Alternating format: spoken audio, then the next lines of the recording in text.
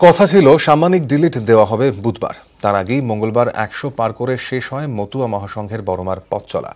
কোচবিহারের পঞ্চানন বর্মা বিশ্ববিদ্যালয়ের দ্বিতীয় সমাবর্তন অনুষ্ঠানে তাই শোকের আবহ।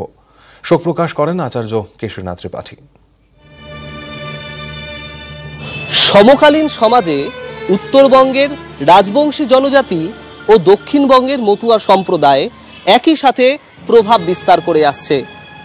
উত্তরবঙ্গের রাজবংশী জনজাতি কোথাও মিলেমিশে একাকার হয়ে গেল মতুয়া সম্প্রদায়ের সাথে বড়মার এই প্রয়াণের দিনে। মতুয়া মহাসংঘের বড়মা বিনাপানি ঠাকুরকে সাম্মানিক ডিলিট দেবে কোচবিহার পঞ্চানন বর্মা বিশ্ববিদ্যালয়।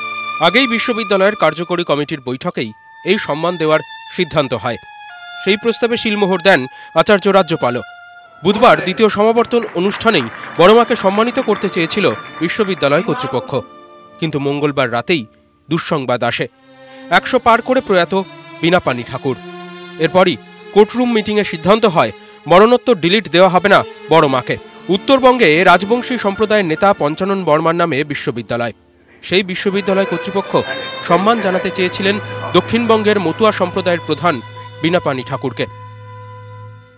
যে সোসাইটির প্রতি যে একটা বিরাট অবদান আছে, সেই অবদানকে স্বীকৃতি দেওয়ার জন্যই আমরা ডিলিট দেবো ভেবেছিলাম। সেই কোর্ট মিটিং এর আগে যেহেতু ওনার দেহান্ত হয়ে গেছে দুর্ভাগ্যজনকভাবে, সেই জন্য আমরা এই আজকের মিটিংয়ে সিদ্ধান্ত নিলাম যে আমরা মরণোত্তর দেব না।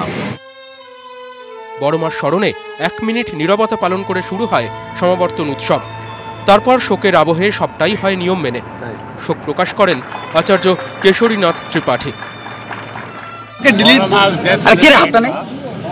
And I have asked Vice Chancellor that we had the condolence meeting. Actually, the university wanted to give her on this scholar degree, but unfortunately, yesterday.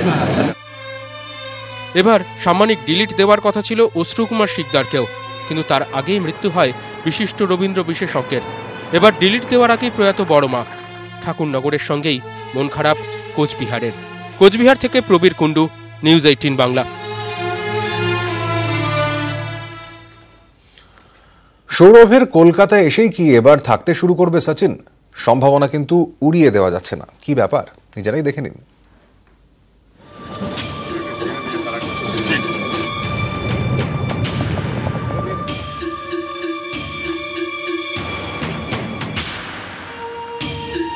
Sachin কি এবার থেকে কলকাতায় থাকবে? নতুন ঠিকানা কি আলিপুর? এ সচিন অন্য সচিন। এ সচিনও অবশ্য দর্শক টেনে আনত। তাকে দেখতে লোকে টিকিট কাটতেন। সেই সচিন কি এবার বাংলার রাজধানী কাঁপাবে? 7টা লেপার্ডের মধ্যে 2টা লেপার্ড আমরা কলকাতাতে পাঠাবো। সচিন হতেও পারে, নাও হতে পারে, এখন সেটা ফাইনাল হয়নি। এবছরের শুরুর দিনে সারা বাংলা জানতে পারে শিলিগুড়িতেও এক যে আছে সচিন। এই সচিনও খবরের শিরোনামে। বছরের প্রথম দিনই হইচই ফেলে দিয়েছিল। রাতের ঘুম কেড়ে নিয়েছিল বেঙ্গল সাফারি পার্কের কর্তা থেকে বনকর্মীদের। এবছর 1 জানুয়ারি লেপার্ড এনক্লোজার থেকে হঠাৎ উধাও হয়ে যায় সে। চলে গিয়েছিল পাশের তৃণভোজীদের এনক্লোজারে। শুরু হয় খোঁজ, দিন রাত তল্লাশি, পাতা হয় খাঁচা। সচিনকে খুঁজতে আসে ড্রোন। বঙ্গবাসীর মুখে মুখে তখন সচিনের কথা। কোথায় গেল সচিন? 4 দিনের মাথায় সে নিজেই ফিরে আসে লেপার্ড এনক্লোজারে। তারপর থেকেই খাঁচাবন্দি। সাফারি এলাকায় সঙ্গী সৌরভ বা কাজল শীতলদের মতো সে ঘুরে বেড়াতে পারে না। খাঁচাতে রেখেই তার চিকিৎসা হয়েছে। এখনো খাঁচাতেই দিনরাত। সচিন এখন হেলদি আছে, আর সচিনকে আমরা ক্রলেও রাখছি আর ব্যাক গ্যালারিতেও রাখা হচ্ছে, কিন্তু আপাতত ওকে সাফারিতে ছাড়া হয়নি। এখন যেহেতু আমাদের কাছে অন্য লেপার্ডও আছে, আমরা রুটিনলি অন্য লেপার্ডসকে ছাড়ছি। পর্যটকরা সচিনকে দেখতে চান সচিনের সেই রাজকীয় ঢঙে ঘুরে বেড়ানো। সচিনও চোট সারিয়ে এখন ফিট। অপেক্ষা করছে কবে আবার ভক্তদের সামনে আসবে। শিলিগুড়ি থেকে ক্যামেরায় অলোক কুমারদের সঙ্গে পার্থপ্রতিম সরকার, নিউজ 18 বাংলা। মাংস রান্না করে খেলে বিরল সমস্ত রোগ সেরে যাবে। কুসংস্কারের জেরে বন্যপ্রাণী আইনকে বুড়ো আঙুল দেখিয়ে পিটিয়ে মারা হলো বিরল প্রজাতির ভারতীয় সিভেট নামক প্রাণীকে। গন্ধগোকুল, যার অন্য নাম, এবং সেই গন্ধগোকুল মেরে মাংস খাওয়ার উদ্দেশ্যে এই ঘটনা ঘটানো হলো ধূপগুড়িতে। আমরা আরো জানবো, আমাদের সঙ্গে রয়েছেন প্রতিনিধি রনি চৌধুরী। রনি, এখনো পর্যন্ত যারা এই ঘটনা ঘটিয়েছে কোনো হদিশ পাওয়া গেল তাদের?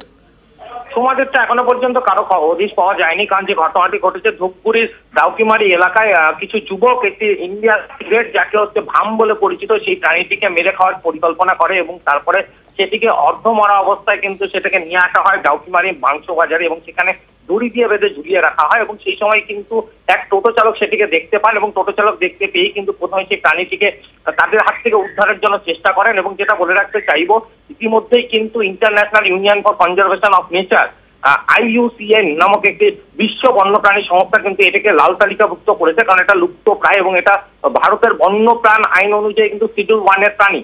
এই প্রাণীটিকে যখন এইভাবে ঝুলে থাকতে দেখে তখন সেই টোটো চালক সেটিকে উদ্ধার করে এবং ওই যুবকরা কিন্তু প্রাণীটিকে ফেলে দিয়ে পালিয়ে যায়। এরপরেই সেটিকে উদ্ধার করে নিয়ে আসার পথেই সেটি মারা যায় এবং এর ইতিমধ্যে বন দপ্তরের হাতে তুলে দেওয়া হয়েছে প্রাণীটিকে। এবং যারা এই ঘটনার সঙ্গে যুক্ত তাদের খোঁজে কিন্তু তল্লাশি শুরু করেছে বন দপ্তর এবং এলাকায়ও কিন্তু খোঁজ খবর করা হচ্ছে যে কারা এই ধরনের ঘটনা ঘটিয়েছে।